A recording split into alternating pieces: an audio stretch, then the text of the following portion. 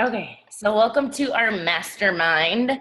Um, Kelly had asked to talk about getting started right, calls, systems, whatever this morning. I'd love if you guys want to share your input too, or things that you're doing. But I just quickly, right when I just walked in the door, kind of jotted down some notes of what I actually do. Because I really do try to kind of keep it simple and keep it streamlined.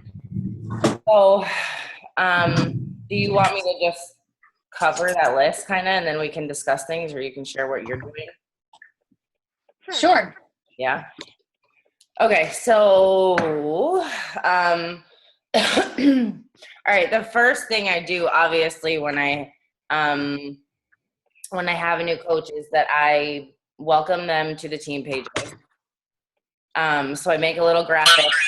I ask them. Ooh, feedback. Hey, Peter.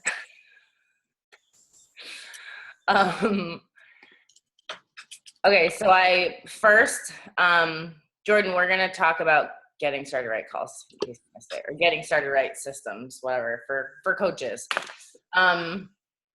So the first thing I do, obviously, is I take a picture and I make a graphic and I welcome them to the team page, but I ask them to give me a little bio about themselves and why they want to be a coach. Because I think it's kind of important to get them thinking that, like, why do I want to be a coach, right? And so I take that and I kind of, compose the welcome to the team. I think it's important for them to feel welcomed and important. Like, I remember when I was a brand new coach, when Annalisa welcomed me and everybody was like, welcome. And I was like, oh my God, what is this world, But to feel a part of something right from the get-go, I think is important. Hey, Christina. So doing that welcome graphic, getting a little bio on them, why they want to be a coach, adding them to the team pages, and then I immediately, right afterwards, because I still do add my coaches to Empowered Elite, Aspire Nation, and Team Drop the Cookie, because I feel like even though it can be a bit overwhelming, I like that there's different personalities and scenarios and opportunities for them to learn from other people, and I feel like they're great resources. So I just, right after I add them, I let them know that Empowered Elite is my team page, that that's their home base, that that's where they should check in daily, that they don't necessarily need to go into those other team pages. They're only there if they need them as a resource, right? Because I don't want them to feel overwhelmed with notifications from a billion different places if they're also in a challenge group too. So I just make that clear. And I also just say that I know this is going to be like a lot in the beginning. So like, don't get overwhelmed. And if you need me, just ask questions, because it definitely can be overwhelming. So the next thing is I stay in really close contact with new coaches. Like if they're writing me at any point in time in the day, I do my best to get back to them as quickly as possible, because I think it's kind of important to hold people's hands in the beginning, and it is scary and they don't know what the hell they're doing and they're putting themselves out there and out of their comfort zone. So I think it's important to stay in close contact.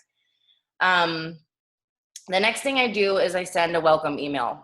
And so I've kind of tweaked my welcome email over time, and I actually do have it on my epically long to-do list to kind of revamp it.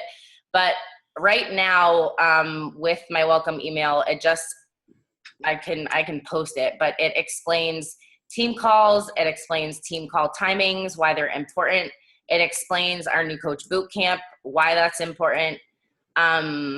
There's a couple other things in there too, but it's pretty simple. Like, it's pretty simple to actually the guts of the document that I send for the email. And then I also write in the text of the email, I let them know what day the new coach boot camp starts, that I have added them to that page, that it is important for them to check in there and to the team page daily. And that first and foremost, they need to stay committed to their journey above all else. Like, they have to be doing their workouts, drinking their shakes, staying committed to their nutrition plan.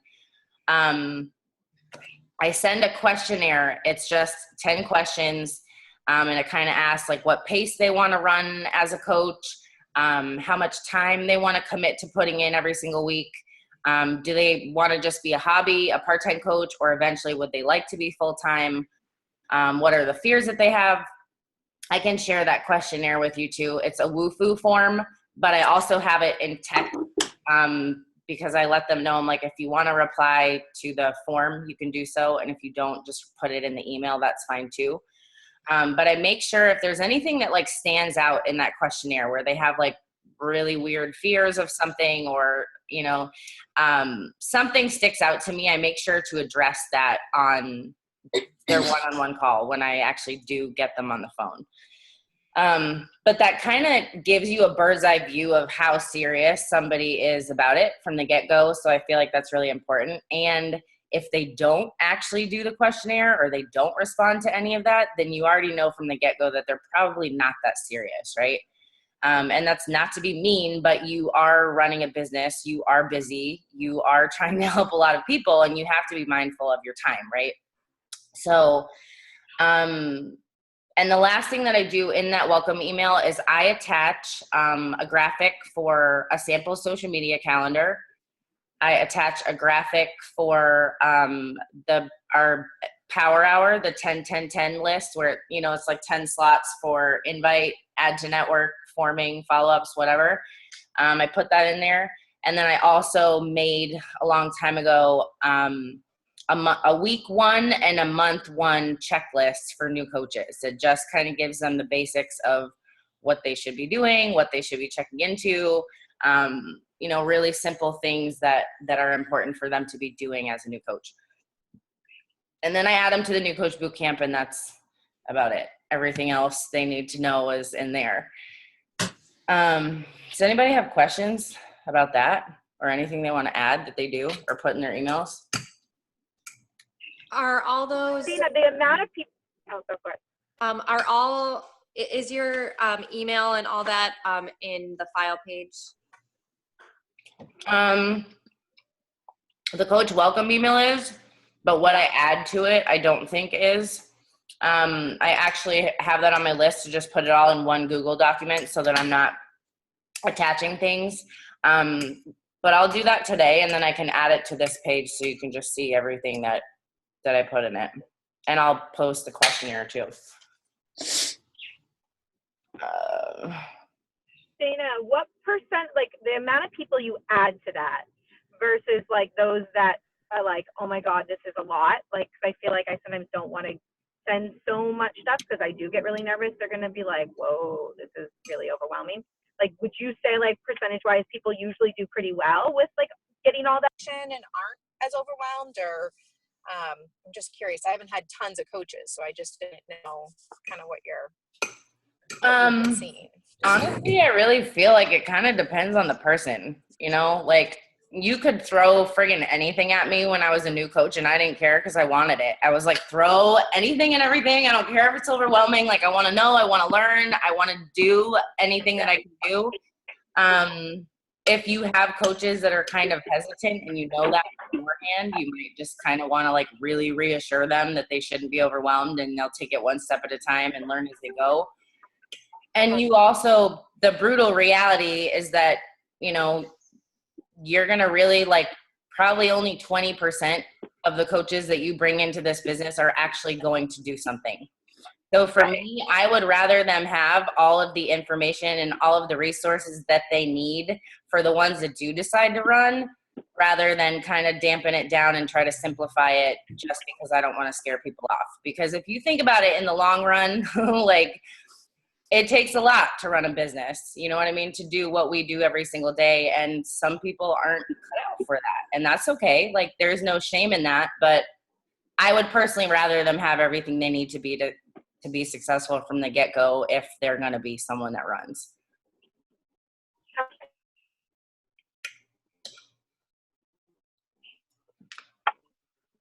Does that make sense? Yeah, no, it totally does. Thank you. Okay. Okay, any more questions on that? Or anything you do differently in yours? I do the first 30, that whole process. What do you do? Straight out of the, I put them right into the training, straight out of the Coach Online back office. Okay. And I walk them through that. And I actually give them the questionnaire before anything, just so I can get an idea. Like this girl that I have a call with today, she's all excited about it. But I asked the question, are you willing to commit 10 to 20 hours a week to build a 6-figure income? And right off the bat, she said no. So that tells me a lot right there, you know? Yeah, well. So I haven't added her to team pages yet, and I'm going to get a better feel after I have my GSR with her today. Okay, 2 things. Number 1, I would always suggest adding them to the team page just because you never know what they're going to see, what's going to kind of spark something for them. Like maybe something they'll see is going to click for them. They're going to see there's other new coaches. And maybe it gives them that sense of like, okay, I'm not like on an island doing this alone. And like, there is people that are going to help me do that. And also on the flip side of that is that, you know, there is going to be a lot of coaches that just do a little bit of something and it's more of a hobby, and that's totally fine too. I really think it's important as leaders that we're aware of what people's goals are and the hours they want to put in and the pace they want to work at and help them set goals according to that. But, you know, with that said, if you have specific goals you want to reach and that doesn't align with it, then don't ever try to push or drag somebody, but go out and find the people that are going to help you achieve the things you want to achieve. Yep. Okay. Dana, is your Woofu account, is it easy when someone responds? I haven't actually done one yet. I didn't like the Google one that I had at all. Is it user friendly when it comes to if someone responds and does everything, like you can keep track of it easier? I feel like the other ones were just kind of merged. I've honestly never made one on Google. I know that Kelly likes those better. I just personally started with Woofu, so that's just what I stick to, and I have a paid account. But yeah, like you have the questionnaire and on the main screen, it shows you the questionnaires that you have, and then you can click like view entries, and those don't ever disappear from there. So like I can still see all of the entries of that specific form, and you click on it and you can just see all their responses, basically just kind of like an email almost. So yeah, Cool. It's easy. Okay. Well, and I did that because I was having a lot of people send them via Facebook, which, you know, like when you're power houring and stuff, like tends to get lost in messages or you don't really see it or whatever. And that way it's always kind of there, you know? Yeah. Okay. Typeform is another really good site that I like. I like it better than Woofu, actually. What is it? What one is that? Typeform. Say that again. Typeform. Typeform. I've never heard of that one. Yeah, it's nice. You can insert really nice graphics in there. Ooh. It's really user friendly. It has good Is there a cost for either of those, or just to know, like it's when they free up until a certain point. Yeah, same with Woofu. I think you can do 2 or 3 forms without paying, but I want to say like I pay to have unlimited forms, and I want to say it's like $8 a month or something. So I mean, all right, doable. Well, and all that stuff is a tax write-off for you at the end of the year if you're actually going to be utilizing it, you know. It's worth it. Right. Okay. So then, now one-on-one calls, actually getting people on the phone is really dependent, because if people don't respond to the emails, if they don't, you know, fill out the questionnaire, like if I don't see them actually participating at all in the New Coach Bootcamp, I'm a little more weary to do a one-on-one call. I will if somebody tells me that they really, really need help, or they really feel stuck, or they feel lost or whatever, because I don't want them to feel that way. But I also think it's important that they're kind of showing you that they're eager and wanting to learn and that they're helping themselves. I do add all new coaches to my personally sponsored coach page, and I tag them in the post about one-on-one calls. Some do, some don't.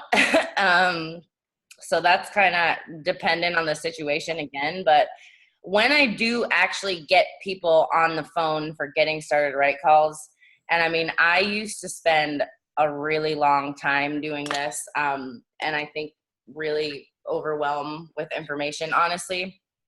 But I feel like I've simplified it a lot, number 1, because I think it's important for them. But I think number 2, like if they're really actually in the New Boot Camp, you don't have to do the work of explaining the majority of the simple things that they need to learn, right? Like let the systems actually work the way that they're supposed to for you. So just a couple things that I do make sure to touch on. I make sure that they know that being committed to their journey first and foremost is extremely important.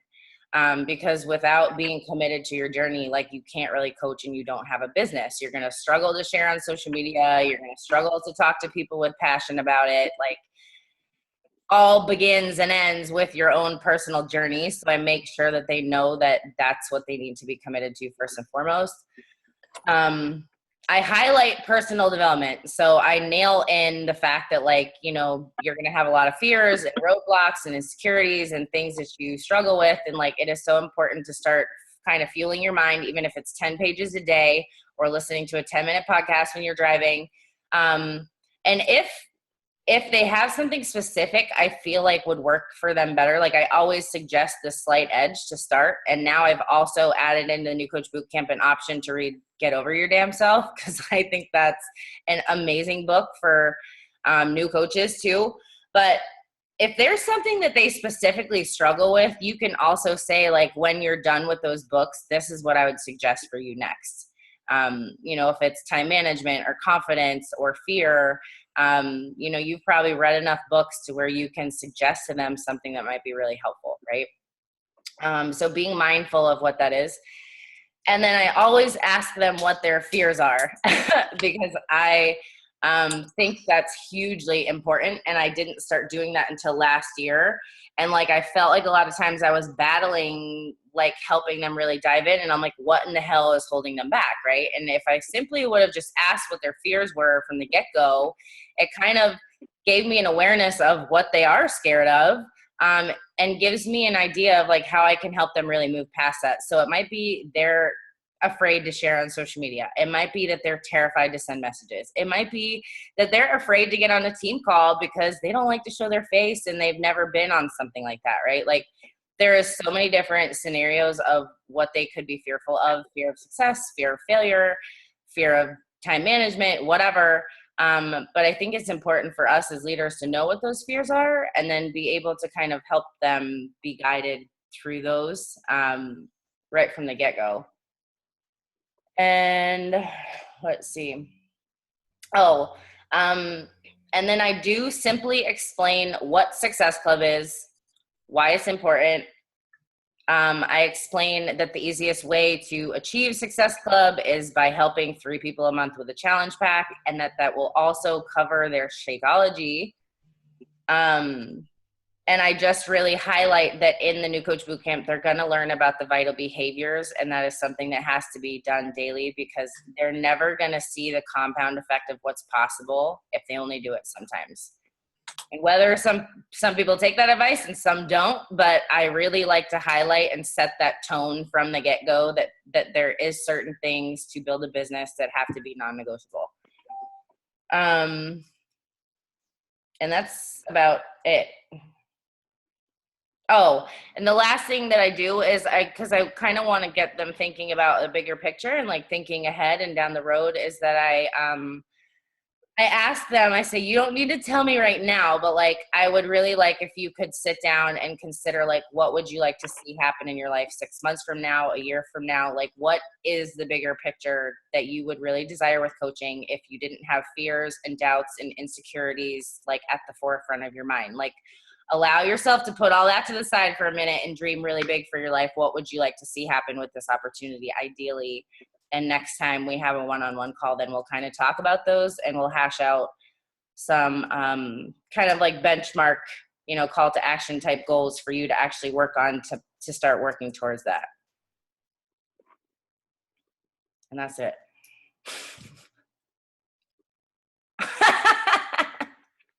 That's 4 things. Daily PD, New Coach Bootcamp, their dreams for the next time you talk, covering Success Club, challenge packs, non-negotiables, vitals, covering their fears, and making sure that they know about team calls. 5 things on a GSR call. That's all I talk about right now. Do you guys talk about anything else on your calls?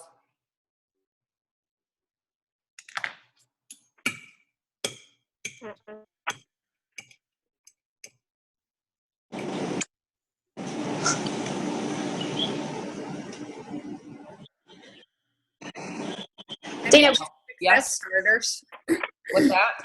I mentioned success starters and explain all that. Yep.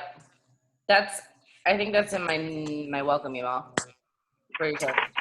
But yeah, that's a really good thing to make sure they know about, especially if they're starting out right off the bat.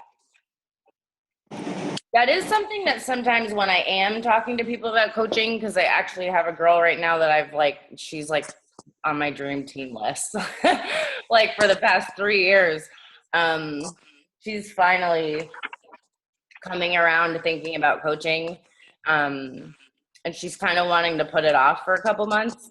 And I think that's something that you can kind of mention too when you're talking to people about coaching, is that the sooner they get started, the more opportunities they have to earn in terms of events and travel, things like that, and kind of stress that it does take time to really build a solid business and income as well. So there's really no point to wait, because you're never going to have a perfect time,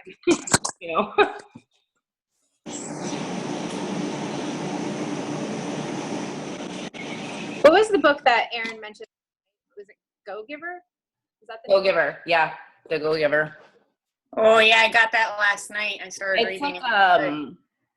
It's honestly such a good read, not just for the concept you learn, but it's not like a typical PD book where it feels kind of like lessons. It's more in like storybook form. So it's really fun to read, and you can literally probably read it in 2 or 3 days. But that was like, just like Aaron talked about, when I read that book, that was what really kind of got my gears thinking of like starting to run free groups, because nobody had told me to run free groups. But I was like, man, if I can like give more and add more value like in any way possible, then that's a good thing to do. So that's an awesome book to read. Okay, cool.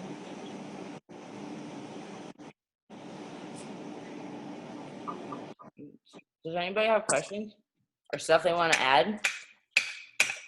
So I got 5 minutes.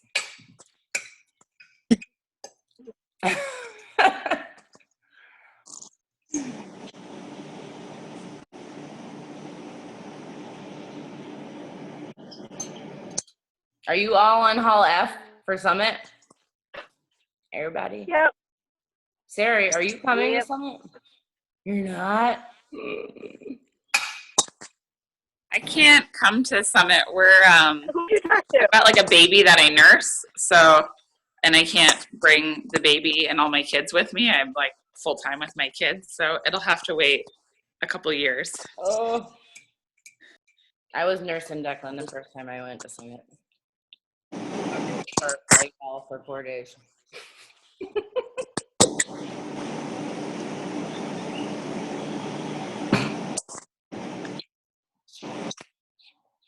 In fairness, we are also like right about to open a brewery, so I'm just in Canada right now on like my last trip for the next little while, because we're in the thick of things at home. Start planning now for next year. For real. You need to go. It's life-changing. That's when shit kind of clicked for Jordan. So she was like, this is real. You guys do really exist. Cyber friends.